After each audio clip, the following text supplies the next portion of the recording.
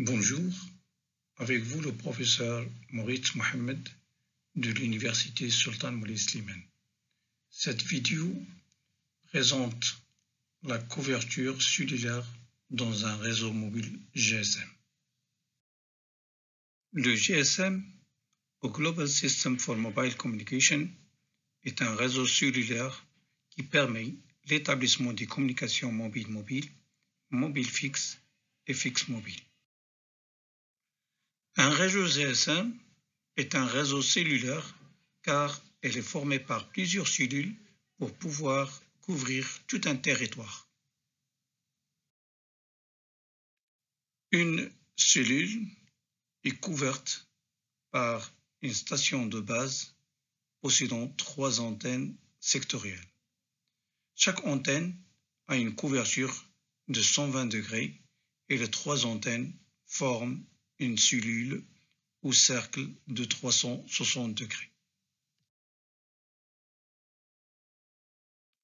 Théoriquement, une cellule se présente sous forme d'hexagone pour faciliter le dimensionnement et la planification d'un réseau cellulaire.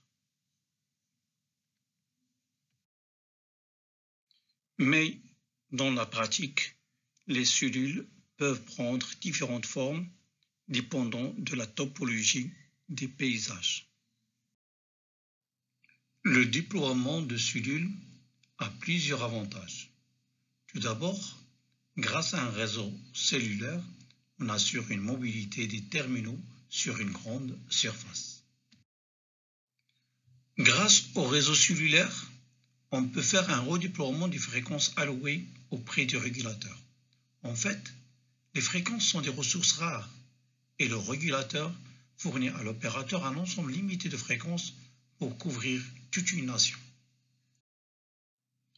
Avec le redéploiement de fréquences et la création de plusieurs cellules, on peut réaliser plusieurs appels simultanés. À gauche, nous avons 3 cellules.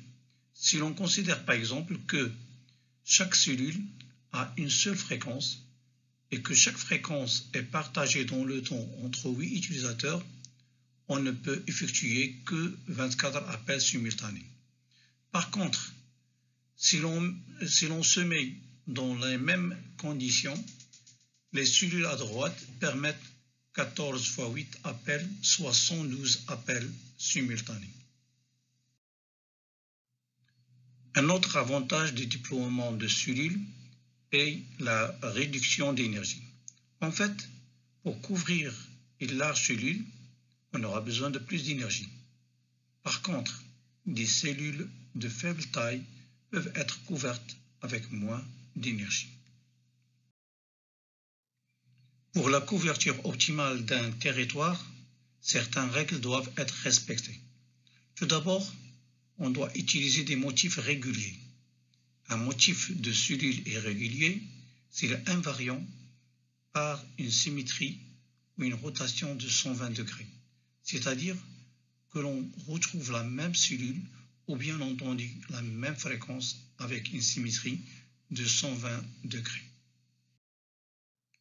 Un motif régulier est composé de n cellules et n s'écrit sous la forme I carré plus IJ plus G carré. À gauche, nous avons un motif de 7 cellules et à droite, nous avons un motif de 12 cellules. 7 et 12 respectent cette formule. En conséquent, ces deux motifs sont réguliers. Pour une meilleure utilisation de fréquences, on doit tout d'abord créer un motif régulier et le dupliquer sur la région à couvrir.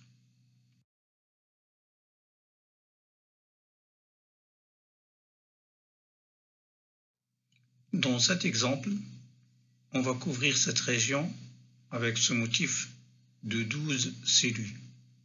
On crée tout d'abord le motif et on reproduit le motif pour couvrir toute la région. On remarque qu'il y a une symétrie de 120 degrés. Les cellules sont reproduites avec un saut vertical ou horizontal de 2 cellules et avec un saut en diagonale de 2 cellules. Pour ne pas avoir des interférences, les cellules cocanales, c'est-à-dire ayant la même fréquence, doivent être séparées par une distance d.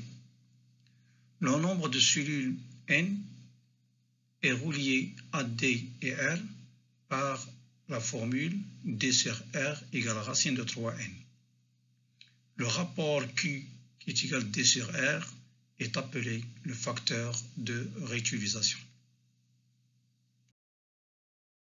Merci de votre attention et à la prochaine vidéo.